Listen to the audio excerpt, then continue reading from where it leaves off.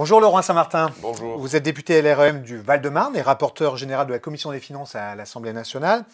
Alors, actu chaude, les gouvernements irlandais et estonien ont accepté hier de relever leur taux d'imposition sur les sociétés à au moins 15%. Tout le monde salue ça comme étant une bonne nouvelle. Néanmoins, l'écart sera quand même très important avec la France, même si la France a baissé son niveau d'impôt sur les sociétés. Est-ce qu'on va vraiment y gagner en termes de compétitivité? C'est d'abord une très très bonne nouvelle. La convergence fiscale entre les pays que nous appelons de nos voeux depuis maintenant plus de 4 ans a lieu, est en cours.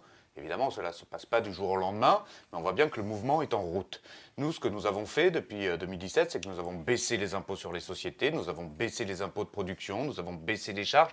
Bref, nous avons enfin rendu ce pays attractif, compétitif, et ça marche, ça crée de l'emploi. Les chiffres du chômage que vous voyez sont évidemment directement en lien avec les marges que les entreprises peuvent enfin déployer. Et puis de l'autre côté, des entreprises qui avaient des taux beaucoup plus bas dans certains pays, c'est le cas d'Irlande, c'est le cas de l'Estonie, mais aussi aux États-Unis et dans d'autres pays du monde où c'était beaucoup plus bas, eh bien elles le réaugmentent petit à petit. Donc ça fait une convergence. Donc enfin, nous allons pouvoir jouer dans le match mondial économique. Enfin, la France se retrouve dans un environnement fiscal compétitifs, les uns augmentant leurs impôts, les autres, comme nous, les baissant. Ça y est, le match du 21e siècle peut commencer pour nos entreprises, nos industries, avec des investissements. Certaines entreprises qui étaient basées au Royaume-Uni du fait du Brexit ont fait le choix de venir sur le continent, notamment en France. Est-ce que cette mesure est de nature à attirer des entreprises qui, hier, se seraient logées à Dublin ou en Irlande? Bien sûr que cela va jouer notamment dans la relocalisation de certaines entreprises qui étaient parties.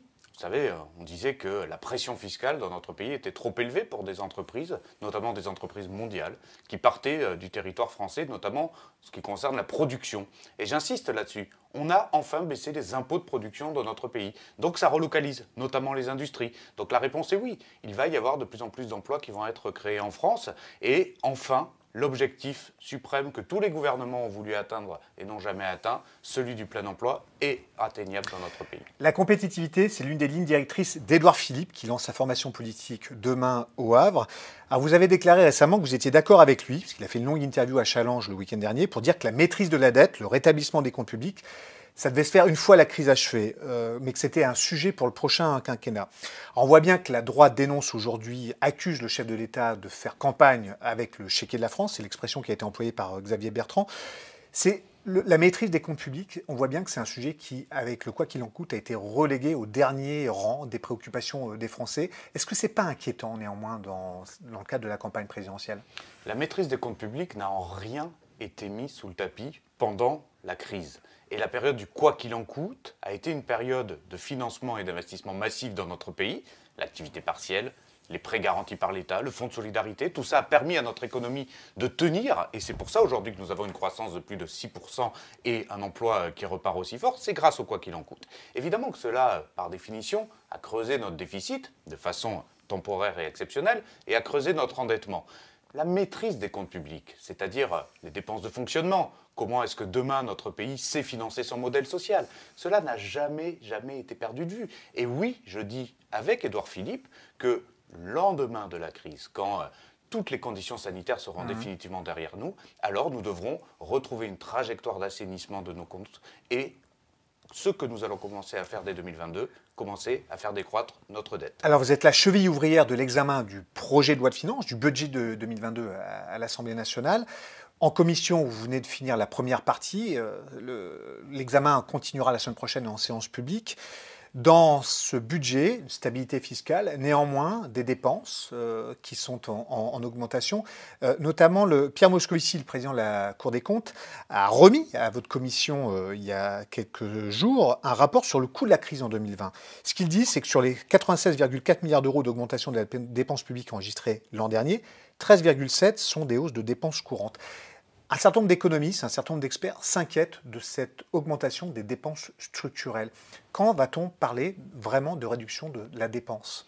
La réduction de la dépense publique ne peut se faire qu'avec de la réforme de structure. Si vous la faites par la politique du rabot, c'est-à-dire si vous coupez 10% dans tous les ministères, cela s'appelle l'austérité, c'est inefficace, ça casse la qualité du service public et derrière vous êtes obligé de le rattraper. C'est ce qu'avait fait le quinquennat de François Fillon, avec par exemple la suppression de 10 000 postes de policiers et de gendarmes. Maintenant, les LR nous disent « Oh là là, il n'y a pas assez de policiers et de gendarmes dans ce pays, on est obligé d'en recruter ». Donc c'est exactement ce qu'il ne faut pas faire. La baisse de la dépense publique, c'est de la réforme. Donc il ne faudra pas supprimer à terme le nombre de fonctionnaires en France? Si, mais seulement si nous transformons l'efficacité de notre service public. Nous l'avons fait par exemple dans le cas du logement, nous l'avons fait dans le cas du travail, avec les emplois aidés que nous avons transformés de façon pérenne en emplois privés. Et donc, on peut transformer notre pays, il faut continuer à le faire. Et la qualité réformatrice ce quinquennat, depuis Édouard Philippe jusqu'à Jean Castex, démontre que nous savons faire mieux avec moins. Et nous devrons continuer à le faire. Il y a une réforme, la mère des réformes, celle qui vous vient souvent à la bouche. La réforme des retraites qu'il faudra faire dès le début du second mandat, si jamais les Français refaisaient confiance au président de la République. Parce que c'est une des clés et une des voies, effectivement, pour pouvoir financer notre modèle social plus longtemps. Parce que, je termine là-dessus, ne nous voilons pas la face, les dépenses publiques, si on veut les faire baisser, c'est pas sur le champ de l'État qu'il y a beaucoup à économiser. C'est évidemment plutôt sur le champ de la sphère sociale. Alors, néanmoins, sphère sociale ou champ de l'État, derrière, il y a cette problématique de pouvoir d'achat.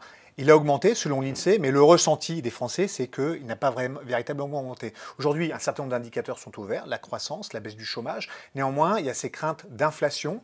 On a vu hier la décision des partenaires sociaux de limiter la hausse des retraites complémentaires Agirc-Arrco. Dans quelle mesure ça va jouer dans le débat public, tout ça? C'est central. Et je pense même que c'est la préoccupation numéro 1 des Français. Nous le disons depuis 2017, avant la crise.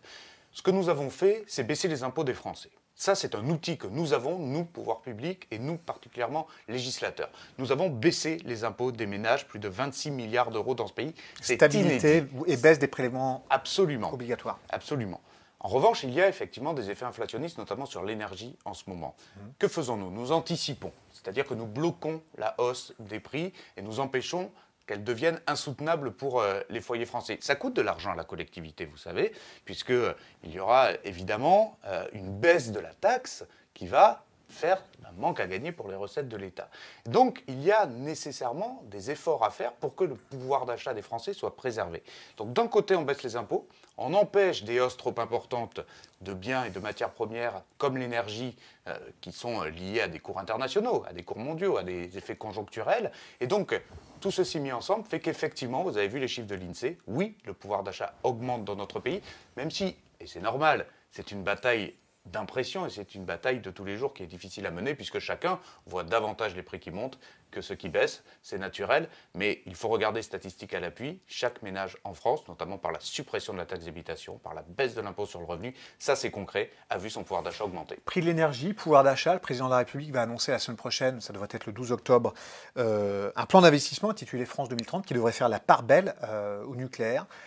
Dans une campagne, dans un débat politique où il est beaucoup question d'écologie, l'un des grands candidats, la gauche, ce sera Yannick Jadot, comment porter ce discours d'une France qui investit sur le nucléaire dans un débat présidentiel, mais aussi face à un partenaire allemand qui, lui, fait le chemin inverse? Écoutez, moi je lis les rapports des plus grands scientifiques sur ce sujet, à savoir les scientifiques du GIEC. Que dit le GIEC? La neutralité carbone à 2050 n'est pas réalisable sans investir dans le nucléaire. Alors évidemment, c'est des choix politiques qu'il faut assumer. Et même dans la majorité présidentielle, le débat n'est pas simpliste. Absolument. C'est pas 100% nucléaire, circuler, il n'y a rien à voir. Il y a des défis face au nucléaire.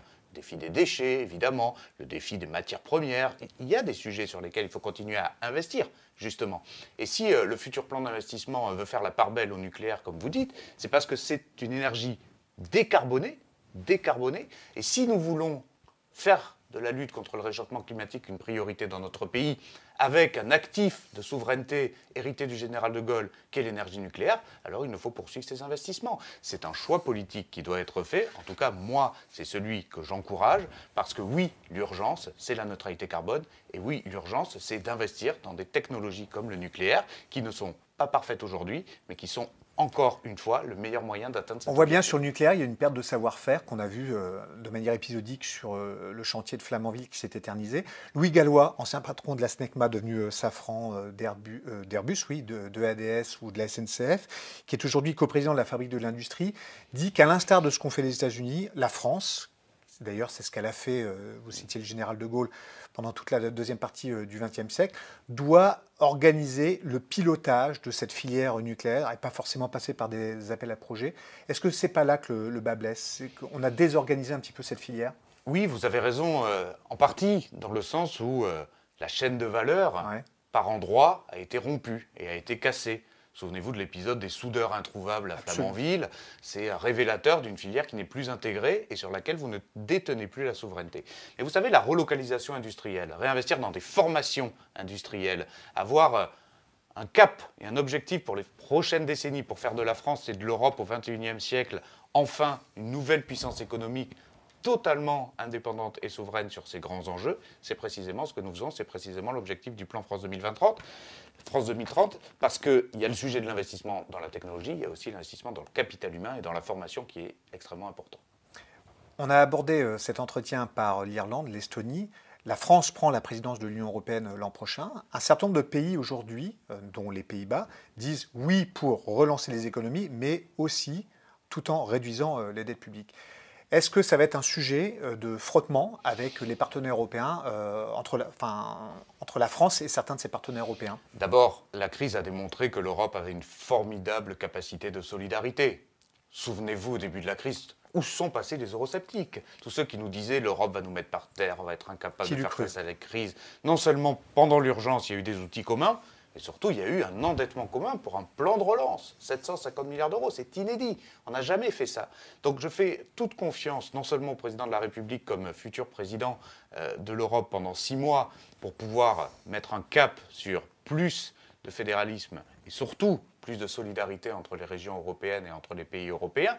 Oui, c'est possible. Oui, c'est possible de fixer un cap commun. Après, les pays qui disent « moi, je veux bien participer, mais il faut que chacun fasse des efforts budgétaires, notamment sur le déficit structurel », comment leur donner tort? Il y a aussi une nécessité à ce que chacun présente un cap, une trajectoire de maîtrise de ses finances publiques, et la France en premier.